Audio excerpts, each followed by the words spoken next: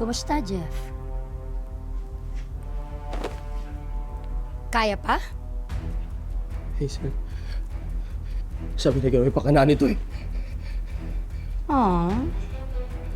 Attached naman ako. Kilalang kilala mo na talaga ako, no? Alam mo na ako yung special guest mo. Alam mo, pakawalan niyo ako dito. Pakawalan mo ako dito! Ba't mo ako tinala dito?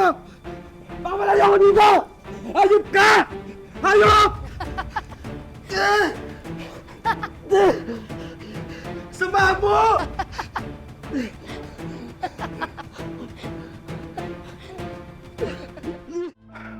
As per Colonel Sarabia, based on hair follicle test, Joel showed no sign of regular drug use. Kaya mag-focus na sila sa possible foul play. Yun naman ho yung sinasabi ko simula nung umpisa pa lang. Hindi addict si Joel. Oo naman, anak. Naniniwala naman kami. Yung kaso kaya ni Jeff, may update na kaya? Na-check na kaya yung mga CCTV sa airport? Eto, base dito sa video na pinadala ni Colonel Sarabia, makikita mo si Jeffrey. Tapos may darating na white van. Tapos titigil saglit. Tapos pag-usad nito, wala na rin si Jeffrey. Ay, Kuya Manuel, kayo ni Kuya Abel yan, oh. Oo nga, no? Oo nga po, Tay. Tsaka yung interval, Tay, muntik na kayo magkita ni Kuya Jeffrey kung di lang umarang yung van. Sayang naman. Kahit hindi nakitang sumakay dito si Jeffrey, iniimbestigahan na rin nila yung white van. Kumuha na rin ako ng private investigator, just to be sure. Uso pa naman ngayon yung dinudukot ng van. Kaya lang ang pinagtataka ko, ilang araw na yung lumipas eh. Lalo mo humingi ng ransom. Maliban na lang kung may iba silang motibo kay Jeff.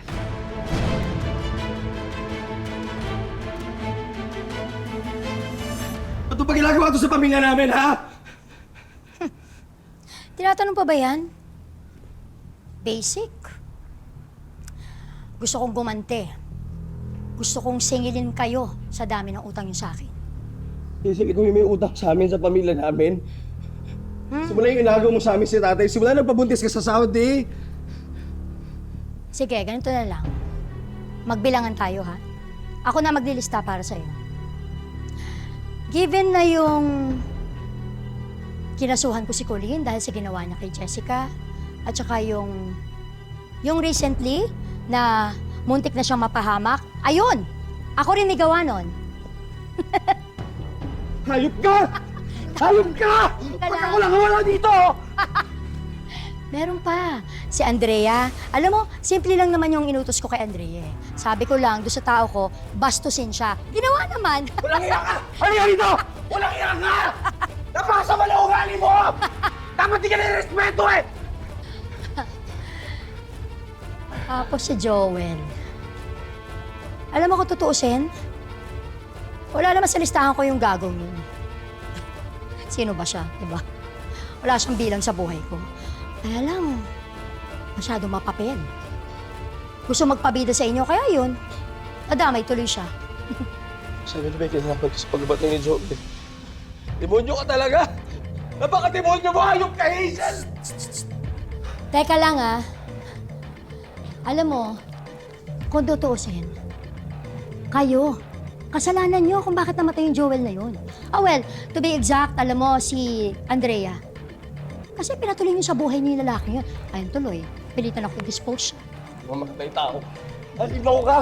Halimaw ka! Mamamatay tao ka! Wala kinalaman yung tao, pinatay mo! Alam mo, hindi mo ba narinig yung sinabi ko, ha? Hindi ko nga sinasadya. Hindi ko talaga gustong gawin yun eh. Pero wala akong choice. Kasi naman ako mapahamak, di ba? Alam mo, kayo, to bring out the worst in me. Kaya kung tutuusin, kasalanan niyo. Kasalanan niyo kung bakit namatay yung Joel na yun, naintindihan mo? Oh, sama mo, Hazel. Masahol ka ba sa demonyo? Dapat ako sa'yo yung demonyo eh. Pag ako nakaalis dito, nakatakas dito, mag-iiganti ako.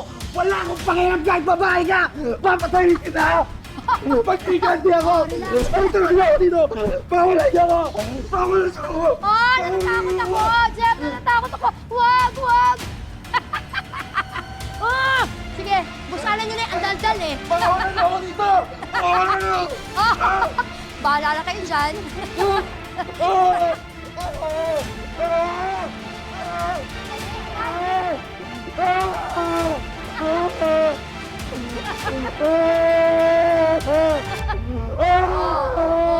Okay, joke na lang.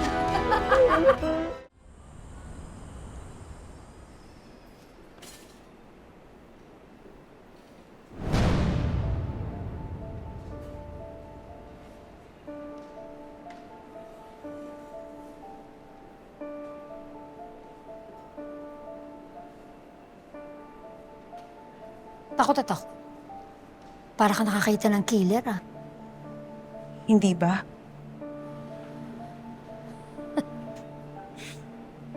Ano ba kasing kailangan mo? Dinadalaw kita. Tagal-tagal na kasi tayong hindi nagkwentuhan, eh. Baka kasi namimiss mo na ako, friend. Nabisi lang kasi lately. Tsaka, sabi ko naman sa'yo, di ba, medyo pinutubuan na ako ng konsensya. At sinusunod ko lang yung sinabi mo na shut up ako. Kaya shut up talaga ako. Kinukulit nga ako ni Jojo eh. Pero wala akong sinabi sa kanya. Wala ka pang sinasabi ngayon. Kasi alam mo, may mga mata ko dito sa ospital. Pero kung wala lang, siguradong matagal mo na akong nilaglag. O wala talaga, friend. Promise. O, wala talaga akong sasabihin sa kanya. Halika na. Sabay na tayo umuwi. Manuel, paano kung pagdukot nila kay Jeffrey? Hindi dahil sa ransom, kundi... Diyos ko, huwag naman sana mangyari yun. Alam mo, gusto ko sanang sabihin sa'yo, huwag kang mag-isip ng ganyan eh. Kaya lang hindi ko rin maiwasan sa sarili ko na mag-isip ng masama.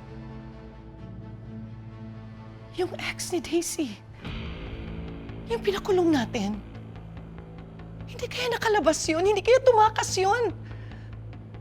May mga kontak ba siya sa labas? Paano pag nalaman niya nag-reunion si Jeffrey, si Daisy at saka si Tetay sa Australia? Hindi kaya kumaganti yun? Posible yung sinasabi mo. Sige, i-check ko yan bukas. Magpapasama ako kay paring Abel. Pero may iba pa rin tumatakbo sa isip ko eh. Itong nangyari kay Jeffrey. Yung pagkamatay ni Joel, tapos itong nangyari kay Colleen tsaka kay Andrea kailan lang. Parang pinaglalaroan tayo ng isang tao. Hindi na, isang demonyo.